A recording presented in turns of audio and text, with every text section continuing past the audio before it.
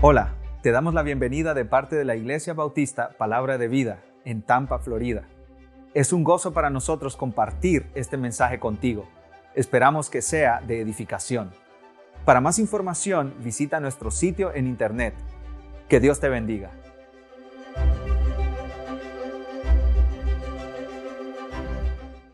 Hermano, un pueblo fue salvado de una esclavitud que duró 400 años. Esa esclavitud estuvo llena de maltratos, abusos, sufrimientos y sin esperanza. Ellos fueron rescatados de una manera poderosa.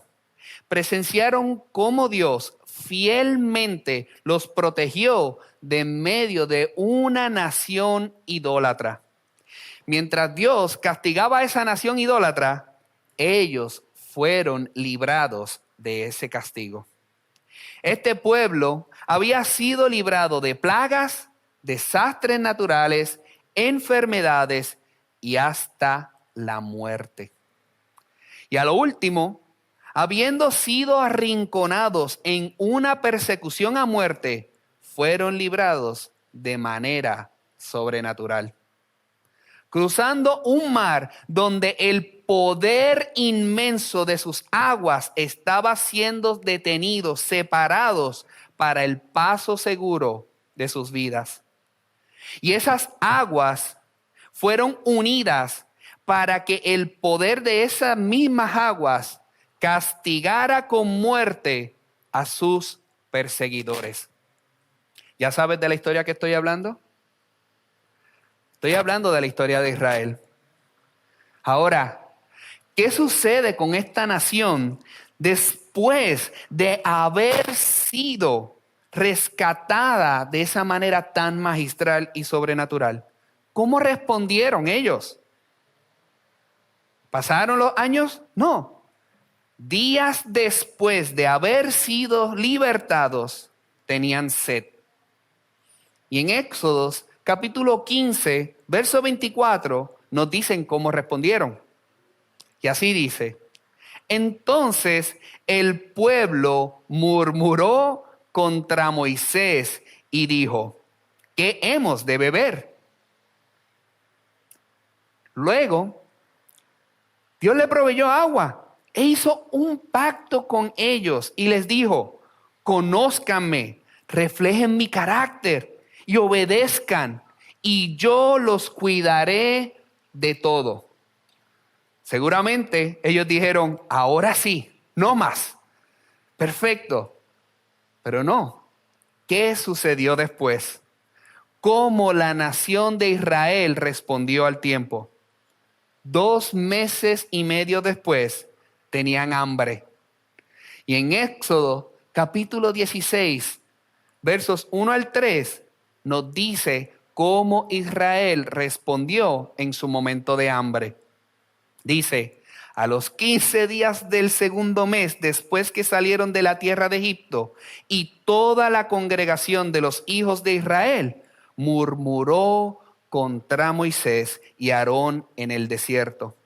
Y les decían a los hijos de Israel: ojalá hubiéramos muerto por mano de Jehová en la tierra de Egipto, cuando nos sentábamos a las ollas de carne, cuando comíamos pan hasta saciarnos, pues no os habéis sacado a este desierto para matar de hambre a toda esta multitud.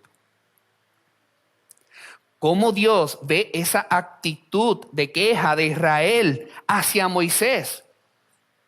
¿Qué estaba diciendo Dios que produce en ellos esa ira? ¿Cómo Dios les responde a ellos? Que solo Moisés lo que estaba haciendo era obedecer lo que Dios le estaba diciendo. Lo dice más adelante en el capítulo 16. Murmuraciones contra Jehová, y Jehová ha oído vuestras murmuraciones con que habéis murmurado contra él. Y así, si nosotros continuamos viendo la historia de Israel, observamos una repetición de actitudes de quejas, una y otra vez, una y otra vez. Pablo está utilizando este mismo lenguaje que vemos en Éxodo en su carta a los Filipenses en el capítulo 2, verso 14 al 16. Tomando el mal ejemplo del pueblo de Israel y lo mucho que Dios odia la queja, Pablo les dice a los hermanos de Filipos que hagan todo sin quejarse. Lo que me lleva entonces al título de este sermón. Haz todo sin queja. Haz todo sin queja. En estos 3 versículos, Pablo nos muestra 3 razones por las que debemos hacer todo sin queja. Y la primera razón es que es un mandato de Dios. Es un mandato de Dios. Vean conmigo el versículo 14. Haced todo sin murmuraciones y contiendas. Recordemos que este pasaje va conectado a lo que hemos estado predicando domingos anteriores. Pablo le dice desde el versículo 1 del capítulo 2 que completen su gozo manteniéndose unidos. Pablo les recuerda que imiten a Cristo sirviendo a otros de manera sacrificial. Que reconozcan la autoridad máxima de Cristo dada por Dios. Ya que de una manera u otra, ya sea tarde o temprano, a la buena o a la mala, lo van a tener que hacer. Y el domingo pasado, nuestro pastor Eric nos dice, así que trabajen duro, sin detenerse e intencionalmente, para que se vea evidente su salvación y su progreso en ella. Ya que es Dios mismo el que pone en el creyente el deseo y la acción de las buenas obras. En otras palabras, todo es en Dios, para Dios y por Dios. Una evidencia de una vida transformada es hacer todo sin murmuraciones y sin contiendas. La primera palabra que vemos dice haced. No es contemplar, no es considerar, no es tratar, sino haced. Haz tu cama, haz la tarea, haz tu trabajo. ¿Qué es eso? Son instrucciones, imperativos, directrices que son dadas ¿para qué? Para que se cumplan. No se trata de si lo sientes hacer o no. Es que lo tienes que hacer. ¿Y cuál es esa instrucción que nosotros estamos mandados a obedecer? Lo próximo que nos dice es todo. Repito, ¿cuál es esa instrucción? Todo. ¿Y qué es todo? Bueno, pues, se los voy a definir. Todo es todo. Todo es todo. Nuestro rol como cónyuge, nuestro rol como padre o madre, nuestro rol como hijos obedeciendo a nuestros padres o cuidando de ellos, nuestro rol como empleados o dueños de negocios, nuestro rol como hermanos en Cristo y miembros en la iglesia local, nuestro rol como miembros del grupo de música o maestros. La manera en que nos comportamos, nos relacionamos o tratamos a los demás. Pero esta orden que nos es dada va acompañada de una actitud interna. ¿Y cuál es esa actitud interna? Nos dice ese mismo versículo, no puede tener murmuraciones. No puede tener murmuraciones. Lo que significa que nuestras acciones externas no pueden estar acompañadas ¿de qué? De queja, o una respuesta negativa que frente a algo desagradable o molesto lo frustre. Este mandamiento apunta específicamente a nuestras emociones o lo que sentimos. Ese susurro que está entre nuestros labios.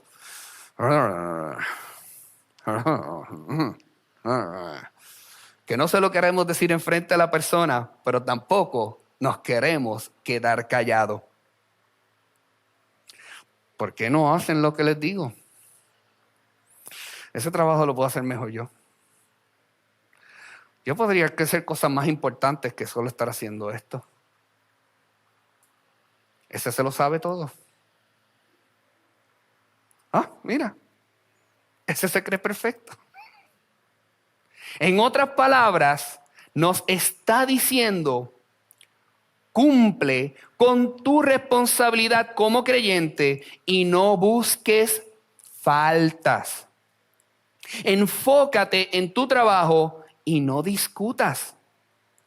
Las responsabilidades que tienes fueron dadas por Dios y son para ser obedecidas en su soberanía, no para que combatas con ellas, sin importar las circunstancias por las cuales estés pasando. Pero no tan solo nos da la instrucción de no murmurar, sino también de no contender. Y lo que quiere decir es que no cuestiones, no pongas en duda o discutas la verdad de un asunto con tus propias opiniones. No intentes resolver los conflictos como el mundo los resuelve. Mientras el mundo demanda por los derechos o las justicias humanas o igualdad, Dios te pide a ti que renuncies a ellos para servir a otros, porque muestra el carácter sacrificial de Cristo. No hay excepción. Nunca debe haber murmuración en tu boca, ni en tu corazón, ni una contienda intelectual contra otros. Para los creyentes siempre es pecado quejarse acerca de cualquier asunto que el Señor les mande o acerca de cualquier situación que Él permite de manera soberana. Les repito, para los creyentes es pecado quejarse acerca de cualquier asunto que el Señor les mande hacer o acerca de cualquier situación que Él permite de manera soberana en sus vidas. Sin importar que la tarea sea fácil o difícil, que la situación sea de bendición o de prueba, que las actitudes de queja estén prohibidas en sus vidas. ¿De qué se queja la gente? ¿De qué se podría quejar nuestra iglesia? Yo creo que de nada. Claro que sí. ¿Se pueden quejar de qué? ¿De los pastores? ¿De los programas? ¿De cómo se llevan a cabo los servicios? ¿De ciertas personas en cargos? Y de asuntos ante la iglesia. Si los miembros de su iglesia siempre se quejan y discuten, la iglesia carece del poder unificador de Jesucristo. Te repito, si los miembros de su iglesia siempre se quejan y discuten, la iglesia carece del poder unificador de Jesucristo. ¿Por qué son tan perjudiciales esas quejas y discusiones? ¿Por qué?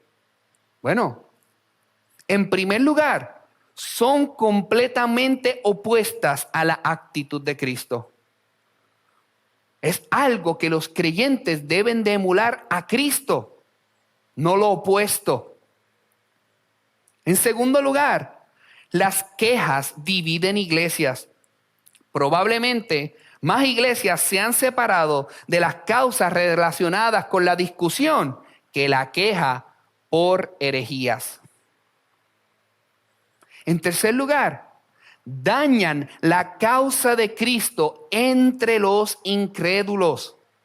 Si todo lo que la gente sabe de una iglesia es que sus miembros discuten, se quejan y chismorrean constantemente, se llevan una mala impresión de Cristo y del Evangelio. ¿Cuántas veces hemos escuchado personas de afuera decir, ¿para qué voy a ir a una iglesia si esa gente vive igual o peor que yo? Todo el tiempo peleando y discutiendo, con un mal carácter, un mal genio. Los incrédulos se sienten entonces justificados al criticar a los cristianos. Tienen razón. Lo que nos lleva entonces al segundo punto, a la segunda razón que debemos hacer todo sin queja. En primer lugar, vimos que debemos hacer todo sin queja porque es un mandato de Dios. Y en segundo lugar, debemos hacer todo sin queja porque esa clase de vida muestra el Evangelio a los que no creen en Jesús. Muestra el Evangelio a aquellos que no creen en Jesús. Vean conmigo el verso 15 y la primera parte del verso 16. Para que seáis irreprensibles y sencillos, hijos de Dios sin mancha en medio de una generación maligna y perversa, en medio de la cual resplandecéis como luminares en el mundo, asidos de la palabra de vida. Lo primero que Pablo nos dice es que apunta a un crecimiento. Él dice, para que seáis. Esta palabra, seáis, se refiere a crecimiento. Es lo que se espera en la vida de un cristiano, que crezcamos. En otras palabras, habla de que nos convirtamos más y más en esto de lo cual nos hablará más adelante. ¿Y qué es eso en lo que nosotros tenemos que convertirnos? ¿En qué tenemos que mostrar crecimiento? En ser personas irreprensibles. Es decir, sin reproche, sin críticas, justificados. Esto no significa perfección, una vida sin pecado, sino que la iglesia debía estar más allá de la crítica del mundo incrédulo. El creyente debe procurar estar libre de imperfecciones morales o espirituales que produzcan críticas de parte de los que no son creyentes. Pero no tan solo irreprensibles, sino también sencillos. Se refiere a lo que es inocente. La vida del creyente debe ser absolutamente pura, no mezclada con pecado ni maldad. No hay una doble intención oculta en su vida. No hago lo que hago porque no quiero escuchar la queja de mi esposa. No hago lo que hago de manera mediocre y rápida para salir del paso rápido y volver a hacer lo que yo quiera hacer. Como cuando padres, yo sé que es su día, pero llegamos agotados de nuestro trabajo y se nos pide jugar con nuestros hijos o tener tiempo con ellos. Y entonces volteamos nuestros ojos. Respiramos profundamente y decimos, no tengo tiempo para mí. Y lo hacemos de mala gana. O nuestra esposa está ajetreada haciendo la comida y uno llega del trabajo y ella nos pide tal vez ayuda con los platos. Y uno dice, pero es que no me entiende. Si yo acabo de dar 8, 10, 12 horas de trabajo. Y no me deja descansar. o cuando colaboramos de manera desganada o irresponsable en la iglesia, porque no se hacen las cosas como yo quería. Además de ser irreprensibles y sencillos, Dios quiere que vivamos como hijos suyos sin mancha. Ese creyente que muestra una virtud espiritual imposible en su propia fuerza, porque nosotros no lo podemos lograr. Porque solo en Cristo, Él mismo, que fue sin mancha y sin contaminación, es poderoso para guardar al creyente sin caída y presentarlo sin mancha delante de su gloria con gran alegría. Por la obra de Cristo en la cruz y por la salvación que Dios nos ha regalado, los creyentes ya somos personas sin mancha, en virtud de la justicia perfecta de Cristo. Lo hacemos porque ya Cristo lo hizo en nosotros y Cristo lo continúa haciendo en nosotros. Cuando vivimos así, presentamos la hermosura de la doctrina de Dios nuestro Salvador. Dios nos ha presentado su gracia y esa misma gracia nos enseña que debemos renunciar a todo pecado y deseo de este mundo, viviendo en el presente sin que nuestras emociones nos dominen, buscando mostrar la justicia de Dios y nuestra relación íntima con Él. Pablo nos dice que ese tipo de vida la demostramos en medio de una generación maligna y perversa. En medio de una generación maligna y perversa. En otras palabras, viviendo entre otros, interactuando con otros en la realidad que estamos viviendo. Vivimos alrededor de personas, grupos, masas de seres humanos que viven de una manera torcida o desviada de cómo Dios lo ha establecido. Salomón habla de los que dejan los caminos derechos para andar por sendas tenebrosas, que se alegran haciendo el mal, que se huelgan en las perversidades del vicio, cuyas veredas son torcidas y torcidos sus caminos. Trastornados, engañados, descarrilados. Y en medio de todo eso es que nos rodeamos. Pablo nos dice que resplandezcamos como estrellas en el mundo. Al igual que se distinguen las estrellas cuando vemos en la noche, en la profundidad y en la oscuridad del cielo, las podemos distinguir. También nosotros tenemos que distinguirnos en medio de una generación tan perversa y oscura. En Daniel capítulo 12, verso 3, el profeta Daniel declaró que los entendidos resplandecerán como el resplandor del firmamento y los que enseñan la justicia a la multitud como las estrellas a perpetua eternidad.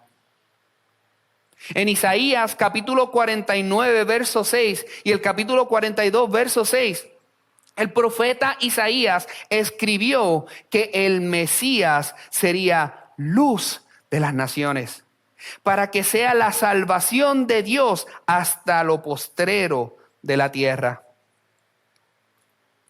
El sacerdote Zacarías, el padre de Juan el Bautista, en Lucas capítulo 1, versos 78 al 79, habló de Jesús como la aurora, que daría a luz a los que habitan en tinieblas y en sombra de muerte, para encaminar nuestros pies por camino de paz. en Mateo capítulo 5, verso 14 y el verso 16, en él estaba la vida y la vida era la luz de los hombres. La luz en las tinieblas resplandece y las tinieblas no prevalecieron contra ella.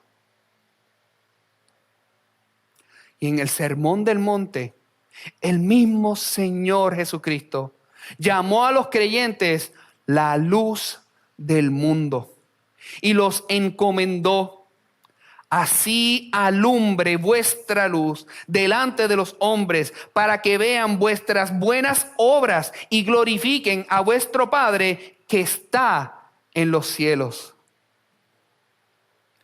Y el apóstol Pablo nos dice en Efesios capítulo 5, verso 8, que todos los cristianos en otro tiempo eran tinieblas, pero ahora son luz en el Señor y por tanto deben andar como hijos de luz. Y Primera de Tesalonicenses capítulo 5, verso 5, como hijos de luz e hijos del día. Los cristianos obedientes impactarán de manera extraordinaria el mundo que les rodea. Estoy imitando al pastor Eric. Sin embargo, todos los que entran en contacto con ellos recibirán la luz del Evangelio. Algunos no. Jesús dijo en Juan capítulo 3, verso 19, y esta es la condenación, que la luz vino al mundo y los hombres amaron más las tinieblas que la luz, porque sus obras eran malas. La luz de la palabra de Dios no solo revela la verdad, sino que también saca a la luz la maldad. Aún así, como el Señor prometió, el Espíritu Santo convencerá a algunos. Mateo 5, verso 16, dice que verán en el creyente las buenas obras y glorificarán a su Padre que está en los cielos. Es decir, serán salvos. ¿Tienes un cónyuge que no es creyente? ¿O acaso algún hijo que no es creyente?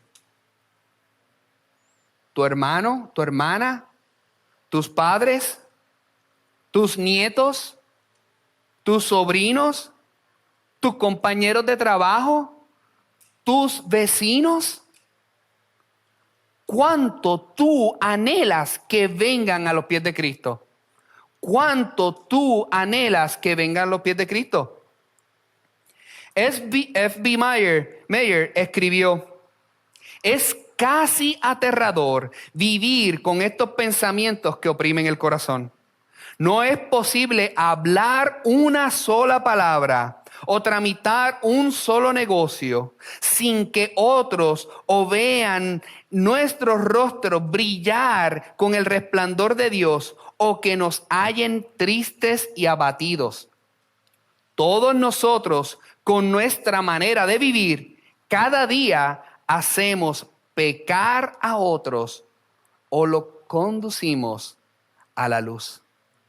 La paz y el gozo de Dios, la vida de cada uno afecta en proporción creciente a la humanidad.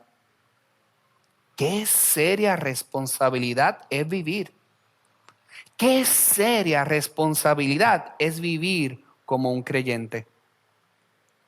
Ese estilo de vida que Pablo nos describe en Filipenses 2 adorna enormemente nuestra profesión y muestra que servimos a un buen maestro.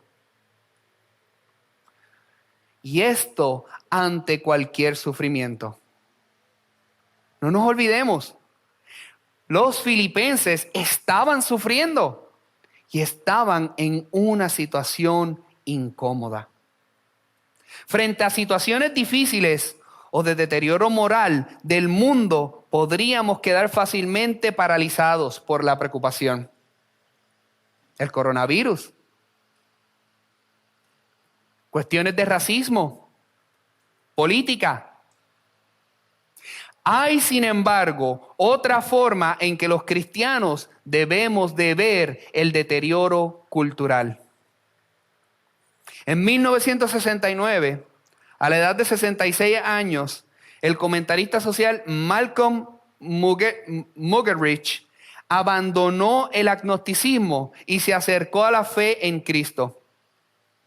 Y él describió el colapso moral del Occidente, pero con una nota de esperanza. Hermanos, por favor, presten atención a estas palabras que él dijo, porque esto todavía nos aplica a nosotros en el día de hoy. No saben cuán importantes son estas palabras. Y él comienza diciendo: regocijémonos como cristianos por todos lados. La decadencia de las instituciones e instrumentos de poder, de ver las insinuaciones de que los imperios se están desmoronando, el dinero en total desorden, los dictadores y parlamentarios por igual desconcertados por la confusión y los conflictos que les rodean. Porque es precisamente cuando toda esperanza terrenal ha sido explorada y encontrada deficiente, cuando toda posibilidad de ayuda de fuentes terrenales ha sido buscada y no está disponible, cuando todo recurso que este mundo ofrece, tanto moral como material, ha sido explorado sin ningún efecto, cuando en el frío tembloroso la última ramita ha sido arrojada al fuego, y en la oscuridad creciente cada rayo de luz ha destelado por fin, es entonces la mano de Cristo la que se extiende segura y firme. Entonces, las palabras de Cristo traen consuelo inexpresable. Es entonces que la luz brilla más, aboliendo la oscuridad para siempre. Ante todas estas situaciones, tenemos en nuestros días una oportunidad extraordinaria para mostrar el Evangelio con nuestras vidas. En estos momentos más difíciles, ahora tenemos una oportunidad extraordinaria para mostrar el Evangelio con nuestras vidas.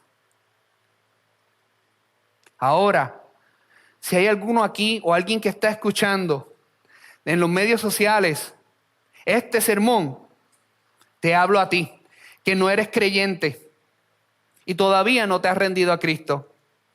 Mira la fragilidad de este mundo. Mira que no hay justicia social, que no hay nada que pueda reparar la satisfacción que tú tengas que recibir en tu corazón, que pueda llenar tu vida. No hay nada que te pueda satisfacer. Solo hasta que mires tu pecado, te arrepientas de él. Mires que estás condenado delante de Dios y que puedas abrazar el sacrificio de Jesús para tu salvación y vivir para su gloria. Por favor, arrepiéntete, ven a la luz, a esa luz que resplandece eternamente y para siempre, que nada lo va a poder apagar.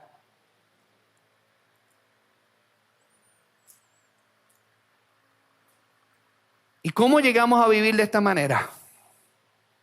¿Cómo podemos resplandecer como luminares en medio de tanta oscuridad? Este mismo versículo lo dice: aferrado a la palabra de vida. En otras palabras, a las Escrituras, al Evangelio, a Cristo, que es la palabra de vida. Jesús dijo: el Espíritu es el que da vida. La carne para nada aprovecha. Las palabras que yo os he hablado son espíritu y son vida. Después que muchos que se decían seguidores abandonaron a Jesús, Él preguntó a los 12, ¿queréis acaso iros también vosotros? Y Pedro le respondió, Señor, ¿a quién iremos? Tú tienes palabras de vida eterna.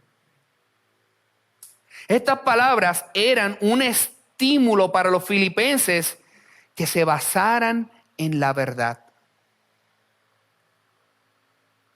negándose a comprometer lo que habían aprendido.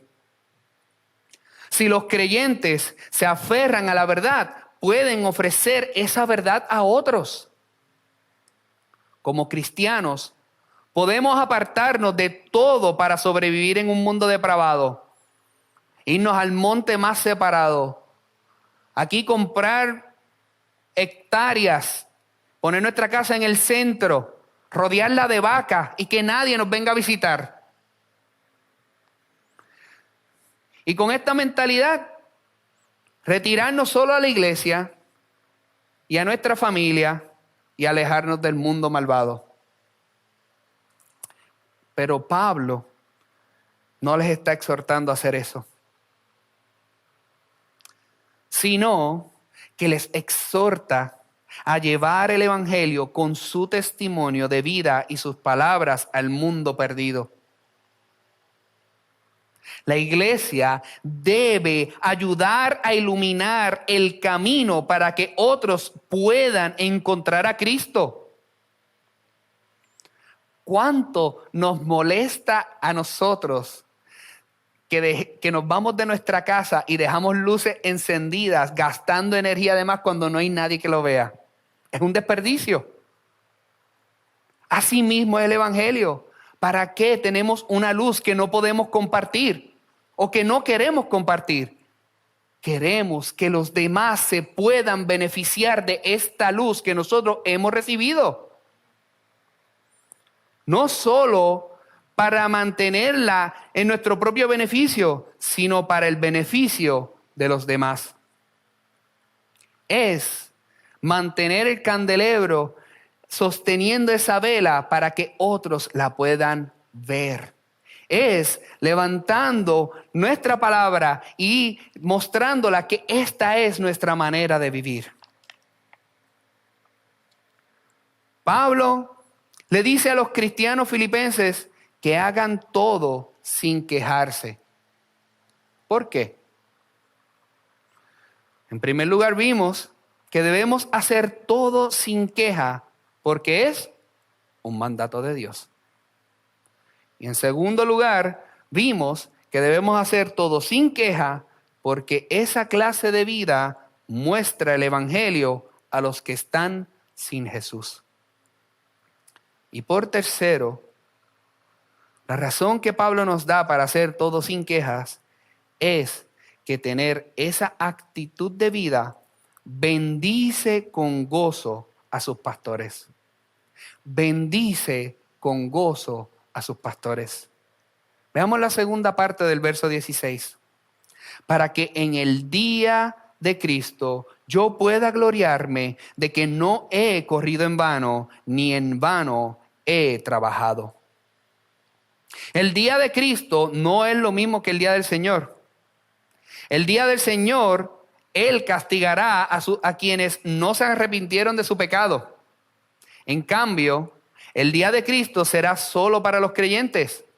Aunque también será un tiempo de juicio, pues es necesario que todos los creyentes, como nos dice en 2 Corintios capítulo 5, verso 10, que cuando comparezcamos ante el tribunal de Cristo, su propósito será recompensar y no castigar. 1 Corintios 3, versos 13 al 14, Pablo dice que en este día cada cristiano recibirá recompensa según lo que haya hecho mientras estaba en el cuerpo, sea bueno o sea malo. Pablo, en este verso 16, tiene la expectativa de ese gran día en el cual recibirá una recompensa de parte de Dios por el trabajo que ha hecho para Cristo, por las iglesias que plantó, por los hombres y mujeres a quienes guió a Cristo. Pablo le dice a los filipenses que cuando ellos se enfrenten a la adversidad con paciencia y sin murmuración, él saboreará ese fruto de las horas, meses, años de enseñanza y lágrimas que ha vertido en la vida de cada una de esas iglesias. Todo ha valido la pena. Todo ese esfuerzo, todo ese sacrificio. En el día de Cristo, cuando Jesús regrese, Pablo presentará a estos creyentes como su regalo de amor al Salvador. Evidencia de que no corrió en vano ni trabajó en vano. No porque pensaba que lo logró él como individuo por sus propios esfuerzos. Porque como vemos en el capítulo 1, los versos 20 al 21, Pablo dice que él vive para Cristo y todo lo hace para Cristo. Y que es Cristo realmente quien hace la obra. Él es solo un obrero. Pero se gloría de saber que esa obra se ve manifestada en cada creyente por la gloria de Cristo, para la gloria de Cristo, en la gloria de Cristo. Las energías de Pablo contribuyeron a la gloria de Cristo, a quien tanto él amaba. De nuevo, Pablo hace eco en este versículo del Antiguo Testamento, específicamente de la profecía de Isaías, que la vemos en el capítulo 65, versos 22 al 23.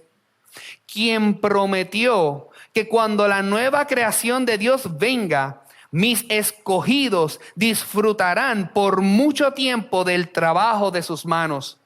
No trabajarán en vano, ni tendrán hijos para la calamidad. Esa antigua promesa le habla a Pablo como pastor, pero también es una promesa a todo el pueblo de Dios que vive por la fe en Jesús. Debido a que Dios está trabajando a través de nuestro servicio, mientras nos derramemos en la vida de los demás por y sin murmuraciones. Anticipamos que un día estarán con nosotros ante el trono de Dios y del Cordero. Hermano, sus pastores de palabra de vida, estamos para ver a Cristo exaltado en sus vidas. Esta semana un hermano me preguntó: pastor, ¿cuál es tu pasión? ¿Cuál es mi respuesta a esa pregunta? Esta verdad que está en el versículo 16. Que cada oveja que Dios ha puesto en nuestras manos para cuidar de ellas pueda vivir para Cristo. Esa es nuestra pasión. Esa es mi pasión. Que pueda exaltar a Cristo con su vida. Y que el poder observar ese crecimiento en cada uno de ustedes produce en mí, y yo sé que en sus pastores, un gozo inmenso. No para jactarnos nosotros de que hicimos algo, sino porque vemos, experimentamos, testificamos de la obra del Espíritu Santo que hace en la vida de cada uno de ustedes como creyentes.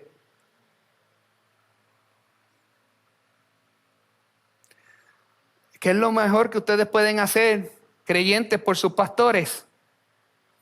Practiquen las verdades de la palabra de Dios que se les ha predicado y enseñado en fidelidad a la palabra. Sin quejarse. A fin de que nosotros podamos decir como Pablo: no he corrido en vano, ni en vano he trabajado. Todo pastor fiel a la palabra desea que la recompensa de su esfuerzo sea plena. Que las personas bajo su cuidado amen y obedezcan al Señor sin murmuraciones ni contiendas. Y que con su vida y palabras demuestren que el evangelio es verdadero y creíble. Que cuando lleguen personas a la iglesia, fulano me trajo. Y que su testimonio me trajo a esta iglesia. El autor de Hebreos exhorta: obedeced a vuestros pastores y sujetaos a ellos, porque ellos velan por vuestras almas, como quienes han de dar cuenta para que lo hagan con alegría y no quejándose, porque esto no es provechoso. Capítulo 13, verso 17. El mayor gozo de cualquier siervo de Dios es que su rebaño viva de manera piadosa. Tercera de Juan 4 nos dice: no tengo yo mayor gozo que este, el oír que mis hijos andan en verdad. ¿Y qué pasa si no eres pastor? ¿Cómo esto aplica a tu vida? Pues que tu anhelo y esfuerzo para las personas que Dios te ha puesto bajo tu cuidado en tu hogar sea este. Tus hijos, tu esposa, la gente que tú cuidas, que ha puesto bajo tu techo, que este sea tu anhelo día y noche. Hermano, haz todo sin queja, porque así Dios lo manda. Haz todo sin queja, porque es un estilo de vida que muestra la hermosura del evangelio a los que no creen en Jesús. Y haz todo sin queja, porque esto bendice con gozo a quienes cuidan de sus vidas espirituales. Oremos. Padre, como Jesús oró, Señor, no te pido que cada hermano de esta iglesia sea quitado de este mundo, sino que tú los fortalezcas a ellos para que puedan exaltar tu nombre en obediencia, viviendo una vida piadosa, Señor, en un mundo tan perverso, que ellos puedan estar afirmados en tu palabra, creyendo fielmente que mientras interactúan aplicando tu sabiduría en sus vidas, con sus hijos, con su familia, con sus vecinos, Señor, con sus compañeros de trabajo, emulando tu palabra en obediencia, exaltándote, exaltando la salvación que tú has provisto por cada uno de ellos, se pueda ver clara. Confiando, Señor, que en donde quiera que tú los hayas puesto, tú tienes cuidado de ellos para tu gloria. Padre, gracias por sus vidas. Dale las fortalezas que necesitan. Y perdónanos, Señor, por cada y una vez que hemos pecado y hemos no glorificado tu verdad ante otras personas, ante nuestros hijos, por impaciencia, ante nuestras esposas, ante los esposos, Señor. Enfocados en nuestro egoísmo y en nuestro orgullo, Señor. Gracias porque la salvación que Cristo ha provisto nos brinda paz, de que por esa salvación tú nos continúas sosteniendo, Señor. Y esperamos anticipadamente ese momento en que nosotros estaremos viendo la recompensa de todo el trabajo que hemos hecho para tu gloria. No porque lo hemos hecho nosotros, sino porque fuimos instrumentos tuyos. Gracias, Padre. Todo esto te lo pedimos en el nombre de Jesús. Amén.